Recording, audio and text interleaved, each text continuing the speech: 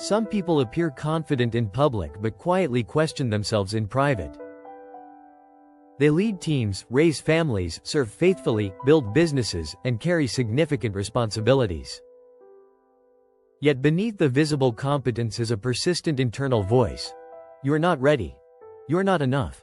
Someone else could do this better. Low self-esteem does not always look like weakness.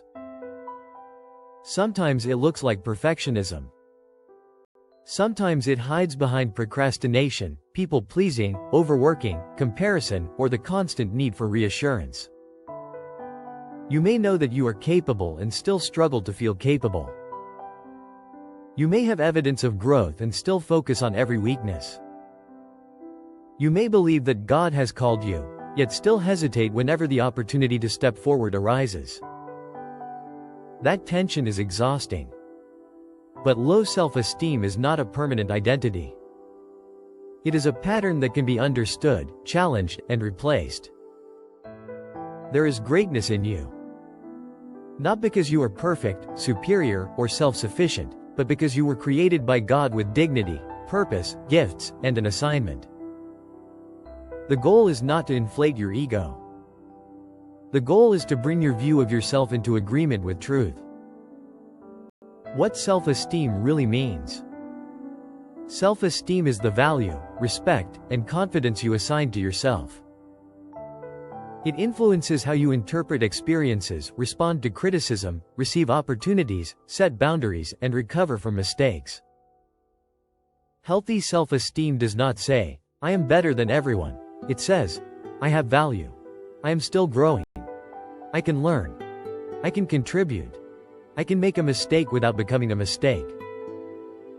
I do not need to diminish myself to make others comfortable." Low self-esteem often produces the opposite response. You may downplay your contribution, avoid situations where you could be evaluated, dismiss genuine compliments, or assume your success came from luck while treating every failure as proof that something is wrong with you. The attached self-esteem resource describes this struggle as a gap between what you intellectually know and what you emotionally feel. You can recognize that your self-criticism is unreasonable and still feel unable to silence it. That is why positive thinking alone often brings temporary relief without creating lasting change. You do not overcome that gap through hype. You overcome it through truth, clarity, healing, and intentional action. Self-esteem is not built through pretending.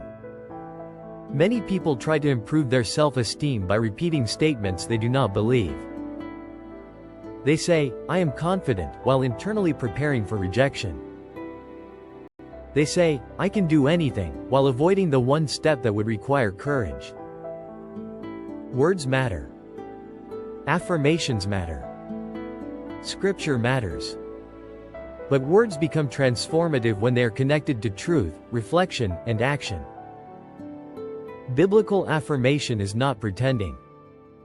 It is an agreement. It is choosing to agree with what God has spoken even while your emotions are catching up. Romans chapter 12 verse 2 teaches us to be transformed by the renewing of our minds. Renewal is not a moment of emotional excitement. It is the ongoing replacement of distorted thinking with truth. You do not merely speak differently. You learn to see differently. You begin to recognize the patterns that shaped your self-perception. You identify the lies you accepted. You challenge the habits that keep reinforcing them. Then you practice new responses until truth becomes your new internal foundation. Affirm what God has spoken over you, but also align your decisions with what you are affirming. The 4-part self-esteem framework. A practical way to address low self-esteem is to move through 4 questions. What is happening? Why is it happening? How will I respond?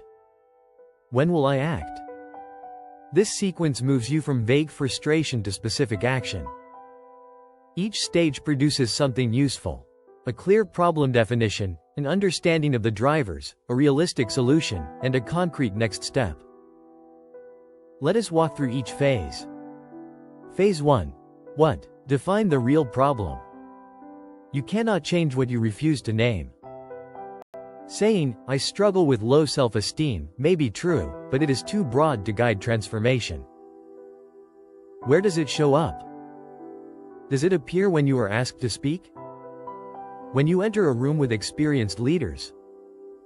When someone challenges your idea? When do you need to set a boundary? When you make a mistake? When you compare your progress with someone else's success? Get specific. Instead of saying, "I lack confidence," you might say, "When I am invited to share my ideas in a meeting, I remain silent because I assume other people know more than I do." Instead of saying, "I do not feel good enough," you might say, "When someone compliments my work, I dismiss it because I believe accepting praise will make me look proud." Specificity creates clarity. Now ask what the pattern is costing you. Has it cost you opportunities? Peace? Relationships? Income? Visibility? Leadership growth? Obedience? Low self-esteem is not merely an uncomfortable feeling. Left unchallenged, it can quietly shape the direction of your life. You begin phase 1 by writing a simple problem statement. When blank happens, I tend to blank because I believe blank. This is costing me blank. Do not rush to solve the problem yet. Clarity comes when you are willing to tell the truth about where you are. Phase 2. Why? Identify the drivers. Low self-esteem rarely develops without a story. Perhaps you were constantly criticized. Perhaps you were compared with a sibling. Perhaps you experienced rejection, failure, abandonment, bullying, or public embarrassment. Perhaps you learned that love had to be earned through performance. Perhaps you grew up believing that humility meant denying your strengths. Perhaps one mistake became a label you carried for years. Your history can explain a pattern, but it does not have to dictate your future. The purpose of examining the past is not to assign permanent blame. It is to identify the beliefs that are still influencing your present. Ask yourself, what did I begin to believe about myself because of that experience? You may discover beliefs such as, "My voice does not matter. I must be perfect to be accepted. People will leave when I disappoint them. I am only valuable when I am useful. I should not draw attention to myself.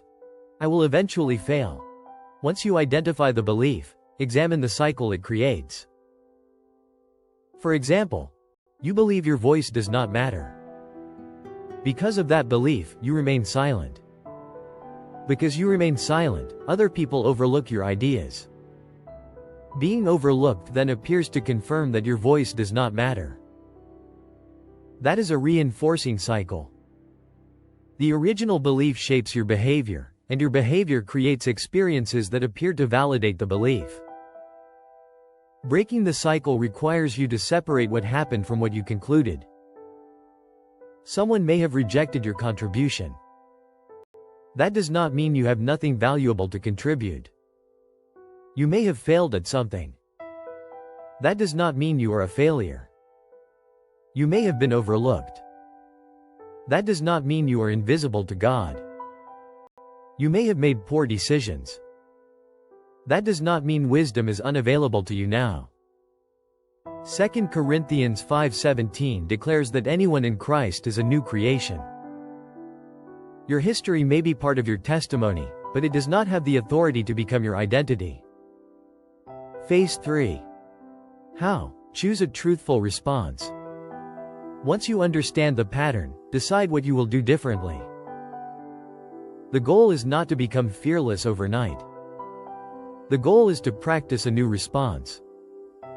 Ask, what would healthy self-esteem look like in this specific situation? Perhaps it means contributing one idea in the next meeting. Perhaps it means receiving a compliment without explaining it away. Perhaps it means applying for an opportunity before you feel fully qualified. Perhaps it means saying no without writing a long apology. Perhaps it means asking for help without interpreting the request as weakness. Perhaps it means allowing yourself to be a beginner. Your solution must be realistic. Do not build a plan around becoming a completely different person in 7 days. Build it around one faithful shift. Healthy self-esteem grows when your internal truth and external behavior begin to agree. If you believe God has given you a voice, use it. If you believe your gifts can serve others, develop them. If you believe your time has value, establish boundaries. If you believe you can grow, stop demanding perfection before participation. The voice of low self-esteem often says, wait until you feel confident. Wisdom says, take the right step, and allow confidence to grow through experience. Clarity comes when you move. Phase 4. When? Build the action bridge. Insight without action eventually becomes another form of avoidance. You can understand your childhood, identify your limiting beliefs, journal for hours, and remain trapped if you never practice a different response. This phase turns your intention into a scheduled action. Choose one step. Give it a time frame. Prepare for resistance. For example, during Tuesday's meeting, I will share one prepared idea before the discussion ends. When someone compliments my work this week, I will say, thank you. I appreciate that, without minimizing my contribution. By Friday afternoon, I will submit the application I have been postponing. Tonight, I will write down 3 abilities God has entrusted to me and one way I will steward each one. Then ask, what might get in the way, and how will I respond? Fear may rise. Old thoughts may return. You may feel exposed. That does not mean the step is wrong. It may simply mean you are interrupting an established pattern. Your next level requires your next yes. Not your next perfect performance. Your next yes. Build self-esteem on identity, not applause. There is a difference between confidence built on approval and confidence built on identity. Approval-based confidence rises when people celebrate you and collapses when they criticize you. Identity-based confidence remains teachable without becoming fragile. It can receive correction without interpreting correction as rejection. It can celebrate another person's success without feeling diminished. It can admit weakness without surrendering worth. It can enter unfamiliar spaces without pretending to know everything. Your brand and leadership philosophy center on identity activation, faith, stewardship, strategic wisdom, and growth. The foundation is clear. Brand first, platform second. Identity before visibility. Leadership as stewardship rather than performance. The same principle applies personally. Identity first. Achievement second. You do not work to become worthy. You work because your life already carries value and responsibility. You do not lead to prove that you matter. You lead because you have something to steward. You do not pursue growth because you hate who you are. You pursue growth because you honor what God has placed within you. 3 practices that strengthen healthy self-esteem. 1. Challenge the inner accuser. Do not accept every thought as truth. When your mind says, you always fail, ask, is that accurate? When it says, everyone is more capable, ask, what evidence supports that conclusion? When it says, you are not ready, ask, what preparation would make the next step responsible? Replace condemnation with clarity. 2. Keep evidence of growth. Write down moments when you acted courageously, handled difficulty wisely, kept a commitment, learned something new, or helped another person. This is not pride. It is honest stewardship. Remembering growth helps you resist the mind's tendency to magnify failures and minimize progress. 3. Practice courage in small repetitions. Confidence is often the result of repeated obedience. Speak once. Apply once. Ask once. Set one boundary. Accept one compliment. Finish one difficult task. Small acts of courage teach your mind that discomfort is survivable and growth is possible.